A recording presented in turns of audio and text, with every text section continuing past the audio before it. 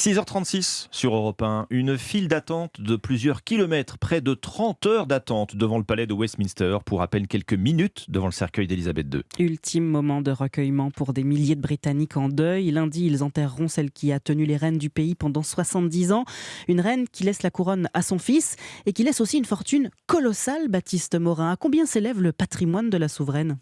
Elle est estimée à 430 millions d'euros. Pour une grande partie de l'immobilier, le château de Balmoral, 100 millions d'euros, le manoir de Sandringham, 50 millions d'euros, le duché de Lancaster, dont les terres agricoles génèrent 28 millions d'euros par an.